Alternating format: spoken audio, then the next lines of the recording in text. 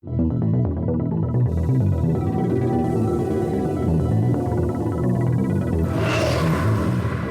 to Obscurus, your weekly dose of paranormal fiction. Every Wednesday, Obscurus features new short stories and serialized novels written by novelist, screenwriter, and voiceover artist Biswajit Banerjee. The realm of the paranormal stretches far beyond the usual horror story. So while you'll get to listen to lots of ghost stories on this podcast, there will also be many tales of lesser-known paranormal themes. To get us started, here is your host, Biswajit Banerjee.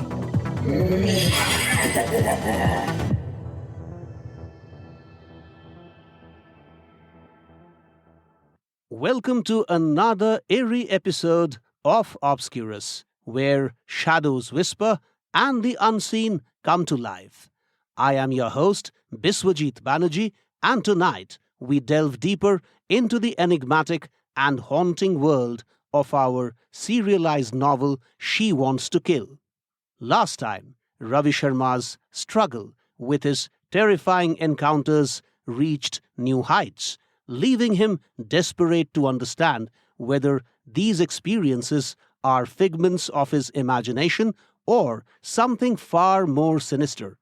Despite Dr. Jyoti Malhotra's advice and attempts to rationalize the events, the sense of dread only seems to grow. In today's chapter, White on the Rear Seat, Ravi's attempt to follow the doctor's guidance leads to a harrowing confrontation on the road. The drive takes a horrifying turn, resulting in a severe accident that puts him at the mercy of angry victims and skeptical police officers. As Ravi grapples with the consequences, his friend Bikash Sengupta comes to his aid, but the emotional and financial strain is palpable. Before we dive into this intense chapter, I encourage you to visit our websites biswajitbanerjee.com and obscurus.buzzsprout.com for more intriguing content and updates. Don't forget to subscribe to our YouTube channel for exclusive behind-the-scenes footage, interviews, and more. Your support on Patreon is vital to us, so please consider becoming a patron. You can find the links to our websites in the show notes.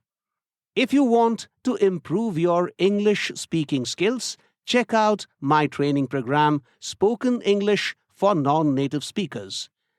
Tailored lessons and interactive sessions are designed to boost your confidence and fluency. We are excited to announce our upcoming presence on Patreon and other platforms where you can support our creative endeavors and access exclusive content. Now, without further ado, let's dive into the latest chapter of She Wants to Kill, White on the Rear Seat. Prepare yourself for a journey where reality and the supernatural intertwine, keeping you on the edge of your seat.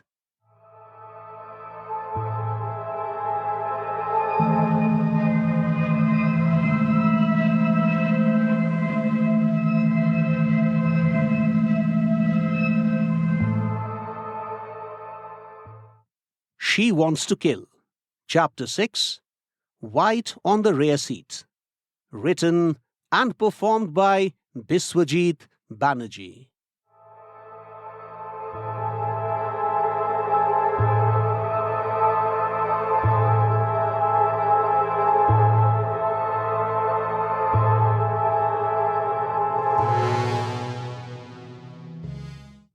He moved into his car with a firm resolve that he would try to follow Dr. Jyoti Malhotra's advice with greater avidity. Thankfully, the air inside the vehicle was no longer heavy. He wondered if the girl could be a mere image generated by his mind. And what about every other paranormal activity that he had been privy to? The noises, the touches, the heaviness of the air, and whatnot. Were all those constructs of his mind too? His rational self now questioned his conviction that the bloodless girl was real. The doubt, however, didn't last for long. When he reached the Brenda Road, the heaviness returned. In keeping with the doctor's advice, he said to himself, "This is all false. There is no heaviness around me.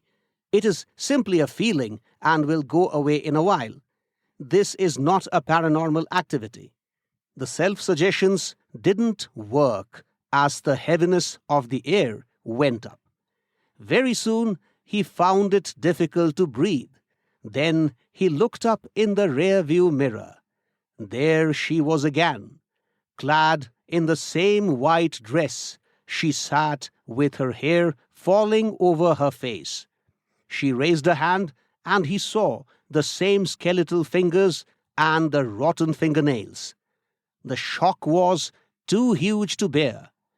He lost control of the car, and it first slammed into the vehicle to his left and then into the one to his right. He pressed the brake hard, but by the time his car stopped, it had damaged a couple more vehicles. Ravi's car had collided with 4 vehicles in total. Ravi got down and rushed towards the vehicles his car had rammed into. He was relieved that no one had been hurt, but 2 vehicles had been considerably damaged. Then a streak of invectives from the people in those vehicles came. "I'm sorry," he said with folded hands. "I just lost control of the car. I promise I will pay all the damages." The invectives continued as a police van arrived on the scene in some time. A couple of fat police officers alighted from it and moved around the place. After they had finished their cursory inspection, they moved over to where the crowd was. Ravi read the names on their badges. One's name was P.N. Kumar, while the other was Umesh Meena. "What happened?" P.N. Kumar said. Ravi watched the proceedings helplessly as complaints poured out against him. When those people ran out of rants and complaints, the police officers looked at him. "What's your name?" Umesh Meena asked. "Ravi Sharma." "Ravi Sharma." Meena repeated the name, virtually parodying it. "It was whiskey or rum?" Kumar asked with a naughty smile. "I don't drink." "We will see that in the police station," Meena remarked. "Come, let's move." The policemen instructed the affected parties to follow their van to the police station, where the monetary compensation and the future legal course would be decided. Ravi sat in a police van for the first time in his life. He had never imagined, even in his wildest thoughts, that one day he would have to travel to a police station in a police van as a culprit. Tears flowed down his cheeks. "You are crying, Sharma," Umesh said with a naughty smile. "What do you think we will be doing to you?" "Don't worry. We will not lynch you, Sharma." Kumar laughed. Shortly, they were all in the police station. It was a dingy, dirty place with files scattered all around. There was a damp smell. A few constables talked to the affected parties to work out the compensation. From their talks, Ravi could make out that close to rupees 40,000 in total would have to be paid to those people. He didn't have that much money in his bank. Ravi wasn't sure if Kavita's account had that much either. In any case, he didn't have Kavita's ATM card. He didn't want to involve Kavita in the mess, but now there seemed no other way. He took out his mobile phone. "Whom are you trying to call?" Kumar asked. "I'm calling home," he replied. First, you take this. Your call can wait. Kumar gave him a cuboidal device. What is this? Ravi asked. Never mind what is this, Umesh said from a distance. Just blow air into its top opening. This is a device that will check the alcohol content in your breath, sir. A woman constable said as she walked over to Ravi's seat. Will you manage this, Pratibha?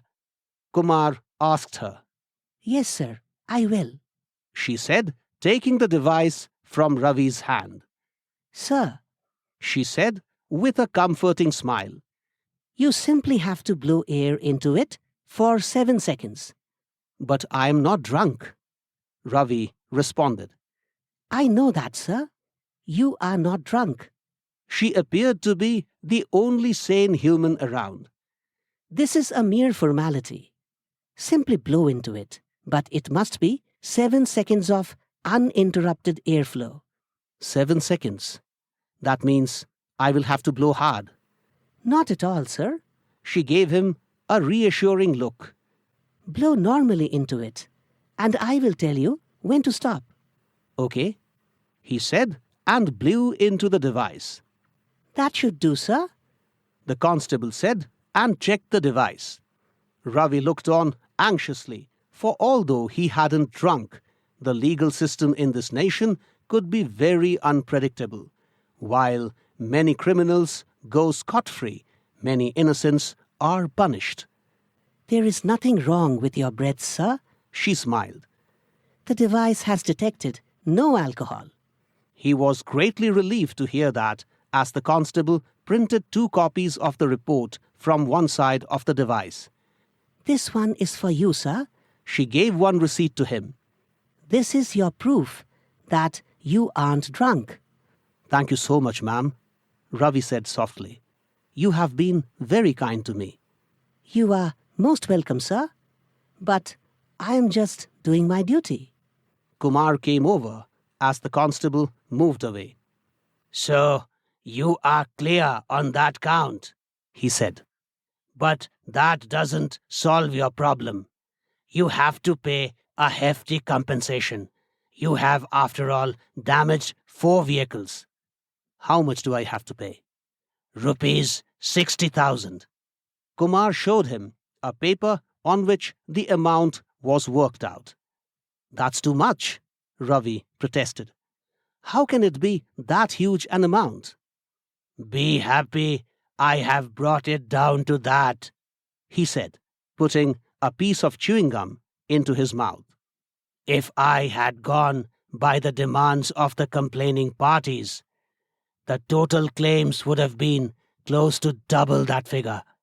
But I too have some idea, officer. Those damages do not merit rupees 60,000 as compensation. It should be much less than that amount. So, you are disputing what has been worked out, Kumar said. That means this issue will go to court. I have no intentions of taking this issue to the court, sir. Ravi softened down. All I want is a recalculation of the compensation. What do you think we are doing over here? Umesh walked over. We have calculated everything well and checked out properly to see if our figures are correct. Do you think we are morons sitting over here? I didn't mean that, sir. Ravi softened his tone further. Look, we are not interested in arguments with you, Umesh said. Either you must agree to pay this amount, or this matter will be in court. We may also have to charge you under clauses of negligent driving. Do you know what that means? Kumar added. If those charges are proved, then you may be imprisoned for up to 6 months. The imprisonment could be either rigorous or simple. A bad judge will not think twice before passing a sentence of rigorous imprisonment. There could also be a hefty fine alongside the imprisonment. Umesh laughed. The choice is yours, Sharma. Either settle the things out of court by paying rupees 60,000 or complicate things by going to court. Ravi sensed he had little choice. Can I make a call now? He asked. Oh, yes. You are free, man. At least for now. Umesh laughed again. As he began to dial Kavita's number, he wondered if it would be fitting to call her.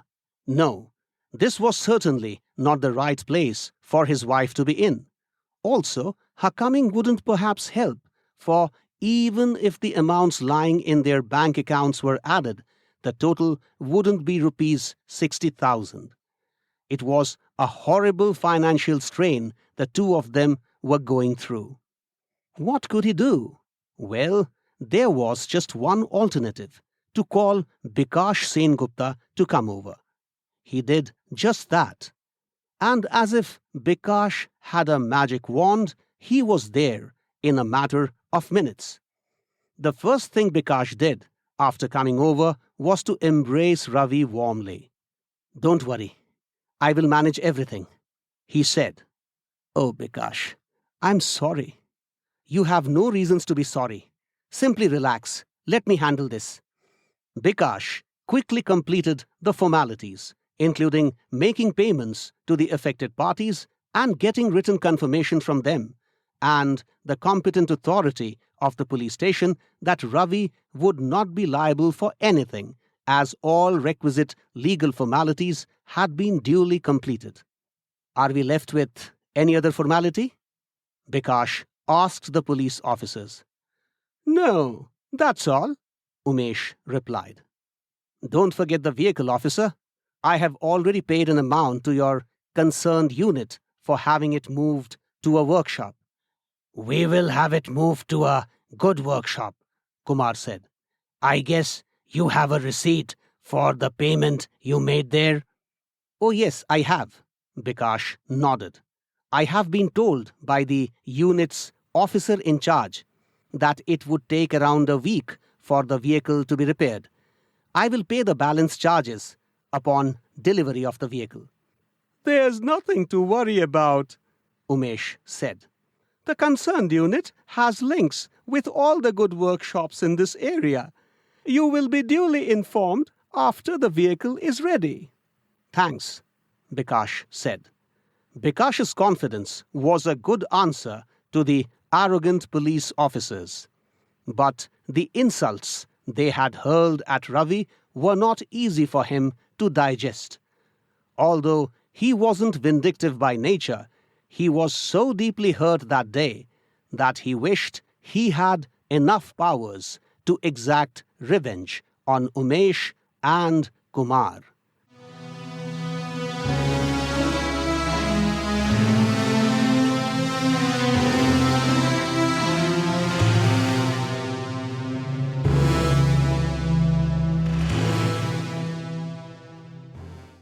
Dear listeners, that was Chapter 6 of She Wants to Kill, titled White on the Rear Seat.